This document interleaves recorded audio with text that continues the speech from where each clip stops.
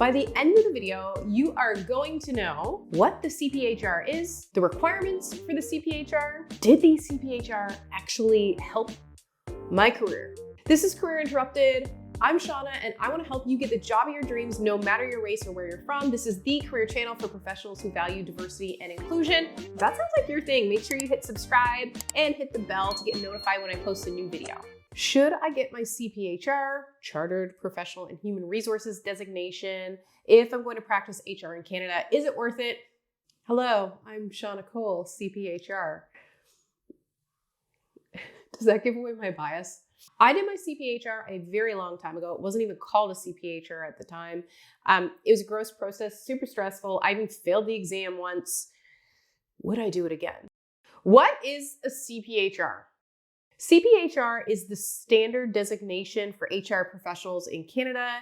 It stands for Chartered Professional in Human Resources. It used to be called a CHIRP, Chartered Human Resources Professional, and in fact, it still has that name, CHRP.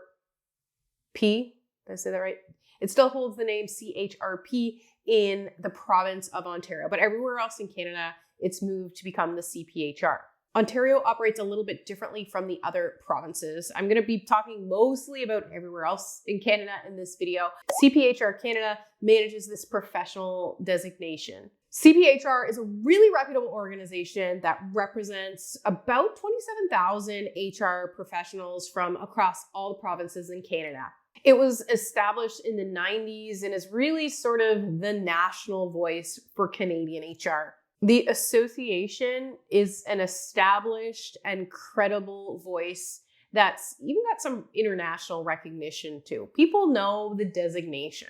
And the CPHR is, well, it's a national designation, and it really represents some sort of commitment to best practice, ongoing learning, and to being connected to the field of HR in a more formal, intentional way. The association really is kind of a hub for HR professionals across Canada. If you're an HR professional in Canada, you know what the designation is. The association claims that the primary advantage of getting your CPHR is that you're going to earn more money than HR professionals that don't hold CPHR. I'll tell you what I really think about that and my experience with it a little bit later.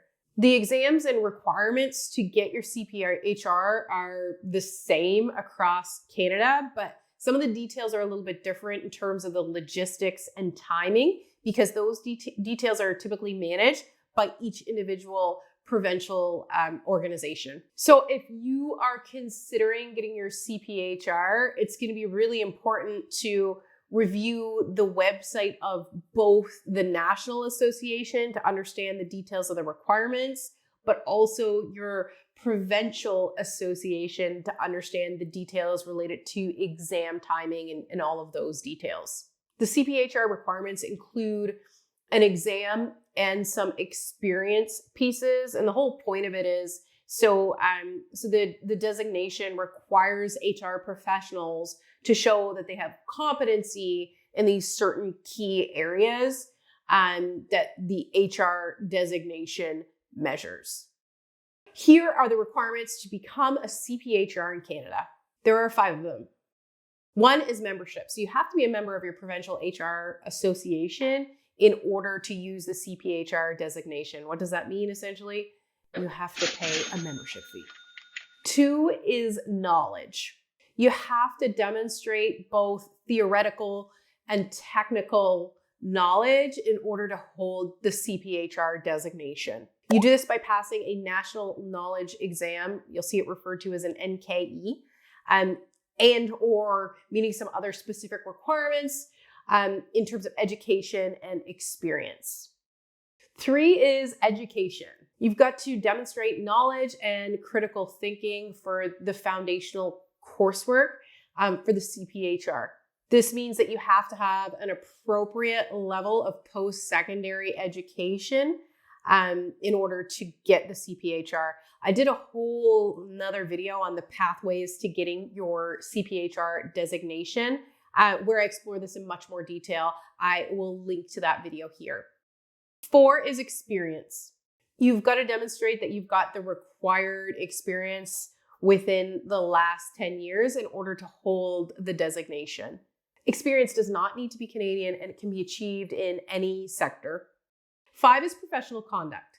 You've got to attest the code of ethics and adhere to the professional code of conduct for any folks holding the CPHR designation. So the CPHR designation exam process is overseen by your provincial association. So if you're looking for specific details on that, go to the provincial governing body to get the specifics. So Ontario is all around different and has a few different designations. If you're looking to get designated in that province, just head on over to their website for all of the details. For the exact details on the paths to get that CPHR, make sure you check out the other video I made on that topic, along with the cost to achieve your CPHR. Okay, so did the CPHR actually help my professional career? I'm going to tell you my story and you can decide. When I went to pursue my HR designation, I was working for a large corporation. They fully supported me to go and get my designation. They paid for my exam fees, my membership fees. They also even paid for me to do a prep course. They had fully invested, so I got to do the whole thing at no out-of-pocket cost.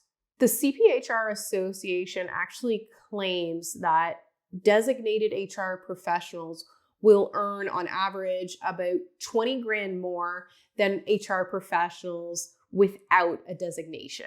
This was 100% not the situation in my case. When I got my professional designation, I was really early in my career. And at the time, I was in fact the lowest paid human resources generalist in the entire company. My HR designation did not change this. I didn't go write the exam and then come back to work and get a raise.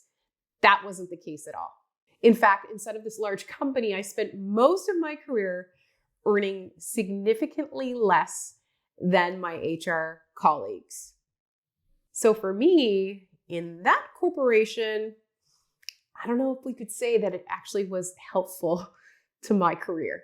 A lot of those colleagues were not designated. They had more experience than me, and they continued to earn more money than me, even when I got my CPHR. The claims that CPHRs earn more, as communicated by the national body, I see the data is dated 2016.